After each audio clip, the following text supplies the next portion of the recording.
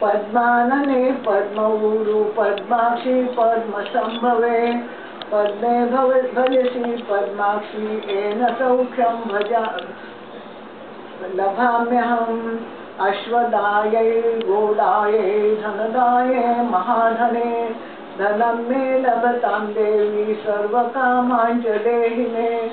पद्मानने पद्मविपद्मपत्रे पद्मप्रिये पद्मप्रिये दत्फलायताक्षी विश्वप्रिये विष्णुमनोनुकूले त्वत्पादपद्मं मयि सन्निधत्स्व।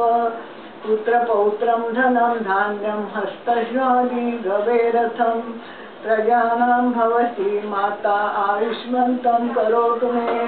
धनम् अग्निर्धनं वायुर्धनं सूर्यो धनं वसु धनमिन्द्रो बृहस्पतिर्वरुणं धनमस्तु मे। वैनतेयो सोमं पिबतु रुद्रः सोमं धनस्य सोमिनो मह्यं ददातु सोमिनः।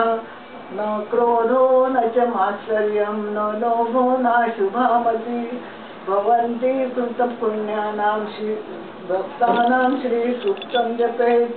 तरसिजनिलये सरोजहस्ते धवलसराजगन्धमाल्यशोभे भगवति हरिवल्लभे मनोज्ञे त्रिभुवनभूतिकरी प्रसीद मह्यम्।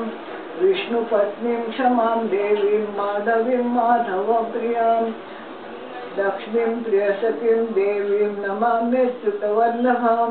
महालक्ष्मी च विद्महे विष्णुपत्न्यै च धीमहि तन्नो लक्ष्मी प्रचोदयात्। श्रीवर्चस्वमाविश्य मारोग्यमाविधाक्षोभमानं महीयते धान्यं धन्यं पशुं बहुपुत्रलाभं शतसंवत्सरं दीर्घमायुः। इति श्रीसूक्तं समाप्तम्।